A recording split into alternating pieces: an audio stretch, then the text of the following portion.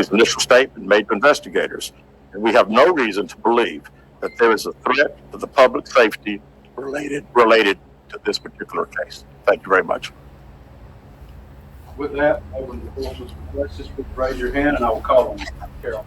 Chief, do you expect any charges against Carlee Russell in connection with the disappearance and in connection with what was taken from the Woodhouse call?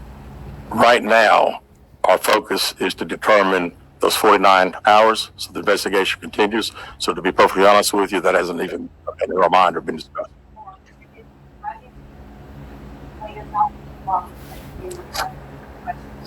Well, I think the family has stated to us that they didn't think that in her mental state right now, because of trauma of the incident, that she's not ready to talk, is what we've been told.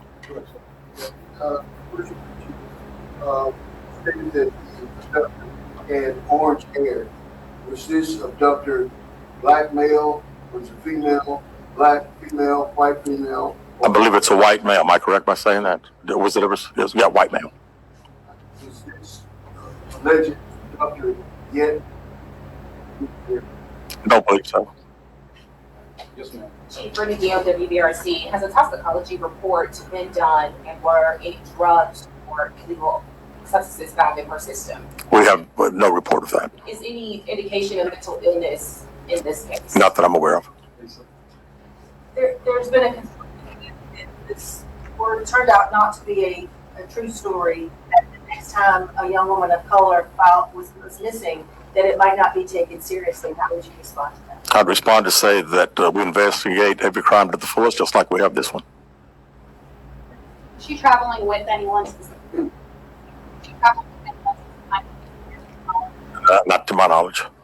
Chief, I know you said you were able to verify a lot of aspects of the story. Where do you think she went? How would you characterize what happened? You know, that's the $100 question. You know, we pretty much know exactly what took place from the time she left work until she got on the 911 call. We can see getting out of the car on the interstate from that footage, and after that, I think she only knows. We don't know. But one quick follow-up for parents. You speak with Carlee's parents. Why do you think it is that they're still adamant this is not true? Yeah, I think parents are believing what their daughter's saying, and we've had a very good rapport with the parents, met with them on several occasions. I've talked to them today a few times, and I make them understand that we're under pressure from our community, not only in our community of the state, but nationally when the story hit. And I just wanted them to understand that today we were going to have a press conference, and what we were going to detail today are facts. And everything that I've told you today is actual facts. It's not innuendos. It's not what I think. It's not what these detectives think. It is the factual information that we have.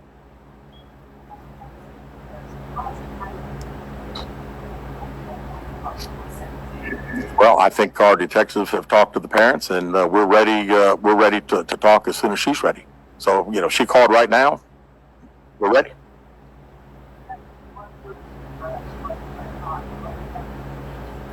How about unknown? You know, we know the facts that we have. Everything else is unknown at this time.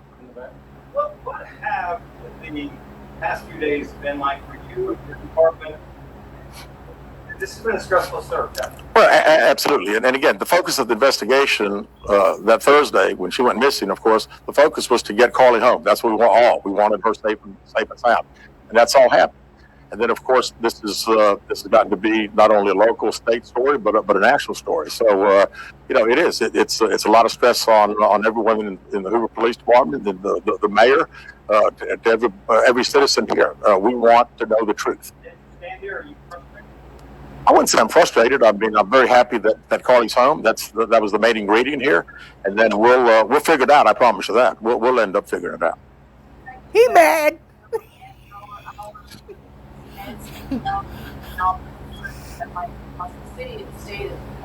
Yeah, we haven't had time to consider that, but it's you know, again, these detectives that are here, this is just a small group of people that have been associated with this case. We have put every available resource that we have on this case because we wanted to make sure that we found out everything. We wanted to get her home, and we have. Is there any prior Not that I'm aware of. And on people from the state, federal resources brought in, what were they doing exactly that that you all were searching for? Can you just expand on that? Sure. A lot of the from the FBI side, several agents helping us interview. I mean, as you well know, a case like this, especially when it goes national, we got hundreds and hundreds of calls. And when you get those calls, some of them may just be outlandish, but you got to follow up on them, because you never know that you may get that one tidbit. And I'd also say too that we had a great cooperation with the family. The family received hundreds and hundreds of tips, and every time they got a tip, they sent it to us. No, we have not determined that. No. Fans of the AGG and some media. Question for Chief: with all of the searches that you mentioned, Chief, that were on Carlee's phone, does that kind of give you an indication of her mind state during this ordeal, 48 hours? Yeah. That she went missing? Well, again, we want to talk in facts, and I do think it's highly unusual to the day that someone gets kidnapped, that several 7 hours or 8 hours before that they're searching the internet, Googling the movie Taken about an abduction. I find that very strange. Yes. You feel confident in your investigators, feel confident that you know why Carlee Russell may have done this? No, we do not know. Absolutely not. Chief, can you explain for us, you mentioned that while in Louisa and Carlee was on the front line of one, she was traveling 6 football fields, which tells you what? Which tells me that I've had kids, and I'm sure a lot of people here have, and it's very, again, she said it. I'm not saying it couldn't happen, because I've always been one of these guys, never say never, but 6 football fields. I like athletics, I like football. 6 football fields. To think that a toddler, barefoot, that could be 3 or 4 years old, is going to travel 6 football fields without getting in the roadway, without crying, without any just moving down. It's just very hard for me to understand. Did you see a man grab her?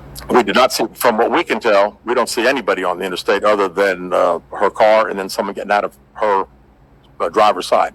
We have sent that off to the FBI for enhancement. It has not been returned. Do you think in this case that charges will be forthcoming towards Carlee Russell, and how serious crime is it to not only fabricate a 911 call, but to lie to law enforcement during an investigation? Well, again, that's not something that we've been discussed since we're going through the still investigation. But people have to understand that when someone says something like this, we put every available resource. Everybody comes together, from, like I say, state, local, federal. It's just a lot of work, and gentleman earlier said frustrated. I mean, it is a little frustrating to think that all this has been done and we can't find anything out. Did anyone see her calling in? She made that 911 call? No, not to my knowledge. All right, last question here. Is this investigation held up until you can speak once again, Carlee Russell? Well, there's a few things that we're still doing, but obviously we want to talk to Carlee as soon as we can and do an in-depth interview. And at that time, I think we'll have these investigators doing some other things. So That's all the questions we're going to answer today. We appreciate the